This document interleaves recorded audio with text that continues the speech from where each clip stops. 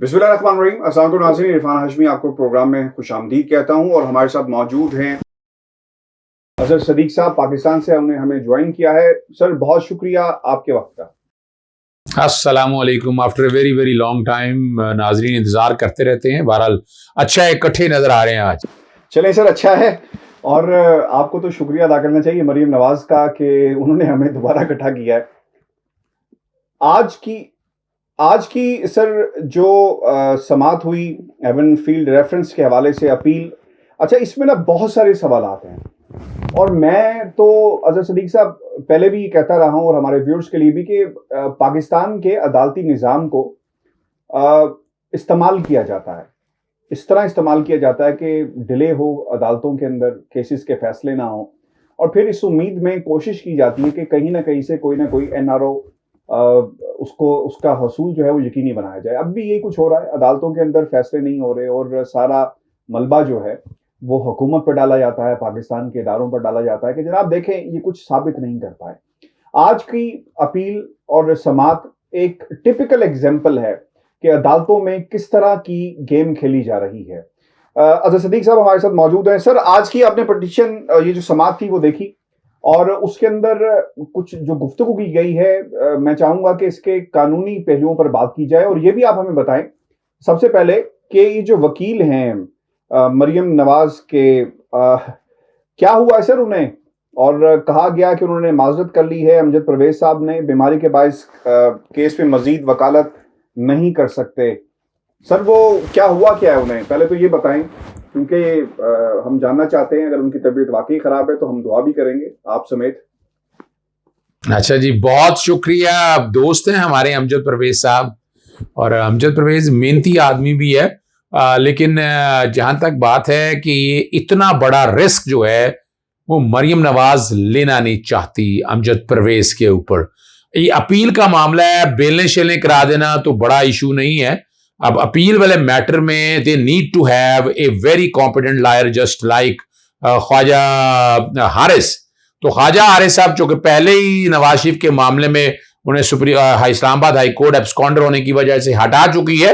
Amjad Parvez sir माशाल्लाह तंदुरुस्त हैं। पिछले दिनों जब पिछली तारीख में उन्होंने डेट ली थी, गालबन उससे एक दिन पहले मीर शकील उर रहमान के केस की उन्होंने बाकायदा एक्विटल की दरखास्त पे बहस की थी और वो मीर शकील उर रहमान की दरखास्त वो खारिज हो चुकी है बरियत के हवाले से।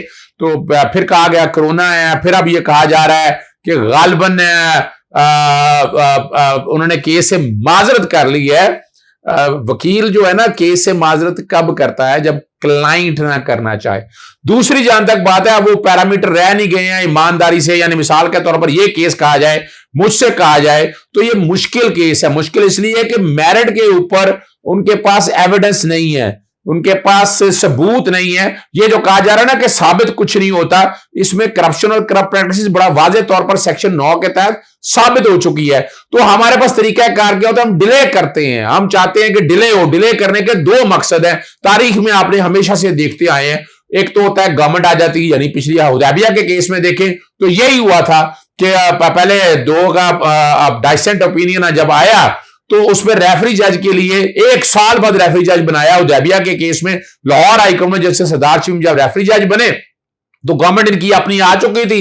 इन्होंने एडिशनल अटॉर्नी जनरल अपना जो पाकिस्तान मुस्लिम लीग नून का नसीर भुट्टा साहब आपको जानते हैं, उनको खड़ा किया और मिल मिलाकर ये काम सारा कर लिया। तो अभी एक तो हालात ये हैं कि ऐसे हालात, और उसमें 2 वजूहात हैं। एक तो 2023 का इंतजार कर रहे हैं कि बहुत बड़ी कोई तब्दीली आ जाएगी हमारी अदालतों के अंदर और शायद ये हुकूमत में आ जाए। इसको लटकाना चाहते हैं, लेकिन लटकाना बड़ा मुश्किल है। एक चीज मैं और आपके सामने नाज़रीन को बताता चलूं, इनके अपने नून लीग की हलकों में है कि वो कह रहे हैं कि हम इस्लामाबाद हाईकोर्ट से बरी भी हो जाएंगे। एक जो मैं इसको ये तो नहीं कह सकता, र्यूमर कह सकता हूं या ऐसी बातें, वो ये है कि ऐसे हालात बनाए जाए, हमारे साथ इंसाफ नहीं हो रहा, इंसाफ नहीं हो रहा, उसके बावजूद हमें बरी कर दिया इस्लामाबाद हाईकोर्ट ने। बिल्कुल बिल्कुल बिल्कुल सही आपने कहा। और यही मैंने भी काफी दिनों से यही बात कर रहा हूं कि निजाम को, सिस्टम को किस तरह मैनिपुलेट किया जा रहा है और अपने मकासद के लिए इस्तेमाल किया जा रहा है। यानी अमजद परवेज साहब बिल्कुल ठीक हैं, वो पेश भी हुए और उनके ऊपर इस तरह का उन्हें इत्तबार नहीं है, ये मामला है। लेकिन ये बात तो अजहर सदीक साहब मालूम थी, पहले भी हो सकती थी।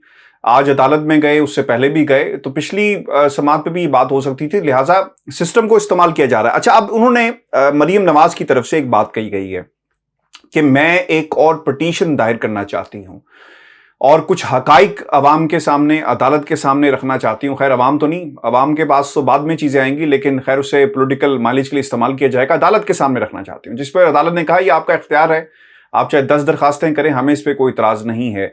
सर, कौन सी दरखास्त की वो बात कर रही हैं, कौन से ऐसे हकाइक हैं?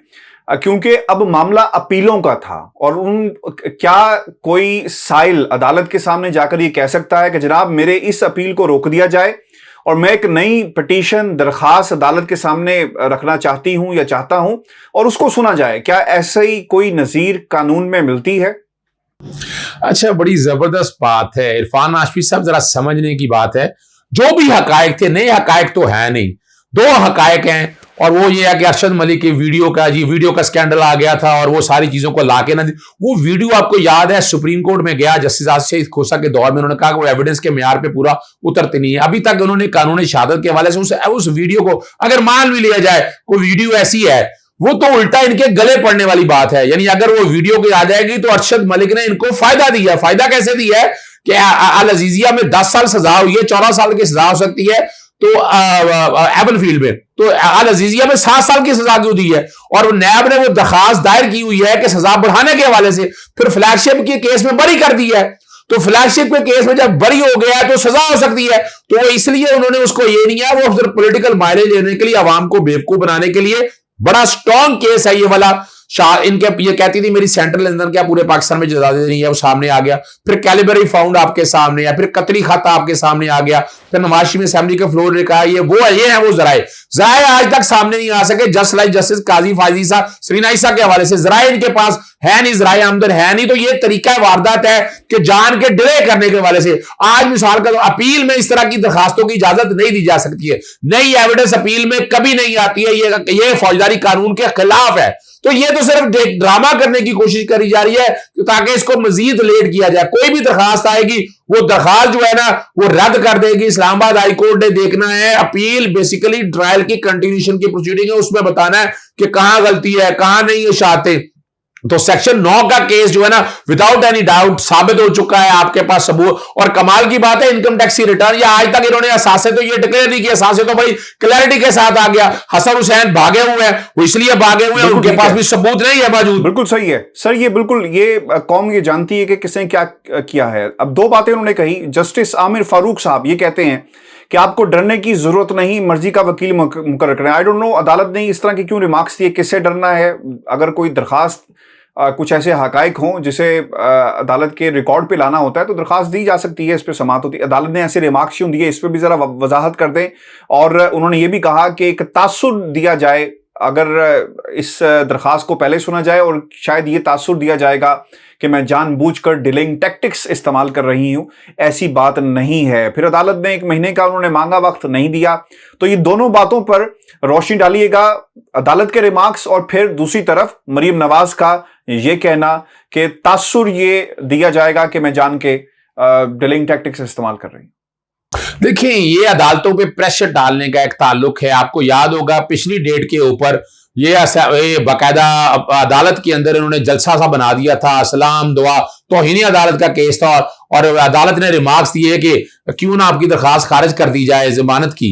जमानत एक एक्स्ट्रा ऑर्डिनरी रिलीफ होता है और ये अदालत का हर वक्त इस्तेहकाक है, डिस्क्रिशन है उसके सामने। और ये पूरा और सोशल मीडिया ने, मरियम नवाज ने इतना प्रेशर डाला और आप आपने सामने देखा कि वो बात को बड़ा हर मीडिया चैनल, हालांकि बात ही कोई नहीं थी ऐसी, और ऐसा झूठ बका गया और ये सारी चीजें रिकॉर्ड पे। तो एक तो कोशिश ये है कि अदालत पे प्रेशर डालने की, इसीलिए अदालत ने कहा, और अदालत को मेरी जाती रहा कि अदालत को ये रिमार्क्स नहीं देने से डरने की क्या बात है भाई। यहां अपील है, अपील पे अगर बहस करें आप अपील को डिले क्यों करते हैं? और 23 तारीख दूसरी जो बात है ना, इतने अरसे से अपील पेंडिंग है, दरखास्त देनी थी, कुछ चीजें देनी थी, अदालत ने रोका था। किसी वक्त भी कोई दरखास्त देनी है आप दायर कर सकते हैं, आपको रोका है। ये आप असल में महीने का टाइम देके को मैनेज करने की चीजें को कोशिश की जाएगी कि ये बेंच तब्दील कर दिया जाए, को बेंच नया आ जाए। यानी ये हालात और वाकयात बनाने की एक स्ट्रेटजी है जो ये बैठकर लेकर चल रहे हैं। अगर मिसाल के तौर पर अगर इतने ही ये समझते हैं कि एविडेंस कोई नहीं है, सारा कोई, तो केस को बहस करें, खत्म करें अपील को, क्यों डिले कर रहे हैं आप? पहले नवाज शरीफ कह के गया, नवाज शरीफ भाग गया, एब्सकॉन्डर हो गया, क्योंकि वजह है कि शातें बड़ी स्ट्रांग इनके पास है, रिकॉर्ड पे चीजें ऐसी मौजूद नहीं है। तो ये कोशिश की जा रही है एक हालात, और दूसरी तरफ जो परसेप्शन एक ये है कि वो ऐसा इंप्रेशन दे रहे हैं वहां पर बैठे कि हमें को मैनेज हो जाएगा, हमें अदालत को बरी कर देगी, हालांकि बड़ी स्ट्रांग एविडेंस मौजूद है।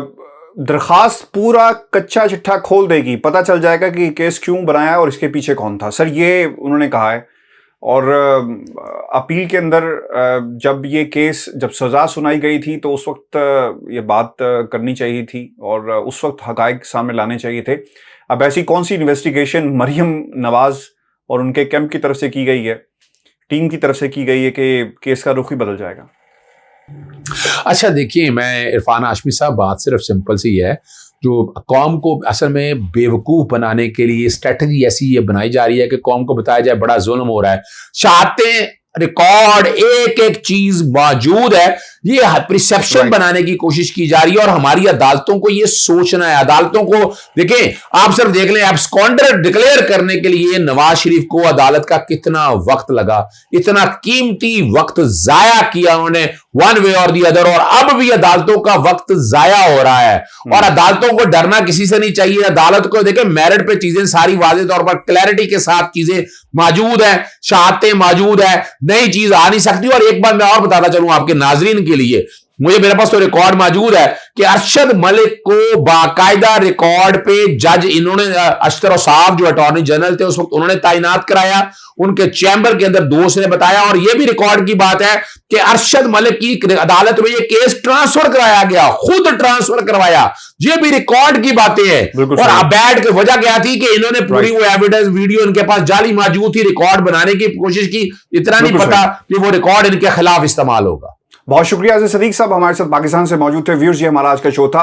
याद रखिएगा, अदालतों को इस्तेमाल किया जाता है, माजी में भी किया जाता रहा, और किसी ख़ास वक्त का और ख़ास शख्सियत का इंतज़ार है। मैं पहले भी कहता हूँ और मुझे अब भी कहने में कोई आर नहीं है। अदालतों को अगर आप अपने केस लेकर जब जाएंगे, उन पर बर वक्त फ़ैसले नहीं होंगे, तो आवाम के सामने जाएंगे, आवाम की अदालत में जाएंगे और कहेंगे कि हमारे सामने कुछ हमारे खिलाफ कुछ भी साबित नहीं हो सका, 2 साल हमें जेलों के अंदर रखा, और ये नैरेटिव डेवलप किया जाएगा। बिल्कुल उसी तरह जैसे शहबाज शरीफ साहब ने डेली मेल का केस यहाँ पर किया, और किस तरह डिलिंग टैक्टिक्स वहाँ पे भी इस्तेमाल की जा रही हैं दोनों तरफ से, वो भी हकाइक आपके सामने हैं। लेकिन अदालती निज़ाम को, चाहे वो किसी भी मुल्क का हो, इस्तेमाल किया जाता है ताकि अवाम के सामने, अवाम की अदालत में सच्चे साबित हो सके। व्यूअर्स, जी हमारा आज का शो था, कमेंट जरूर भेजिएगा। और मैं आपके सामने अपनी अगली वीडियो में जो मरीम नवाज ने ये बात कही कि मौजूदा हुकूमत अफगानिस्तान में दखल अंदाजी कर रही है, इस जुमले का कंप्लीट पोस्टमार्टम मैं करूँगा, और कुछ और भी खबरें हैं जो आपके साथ हम शेयर करेंगे। इजाज़त दीजिए, अल्लाह ने के बाद।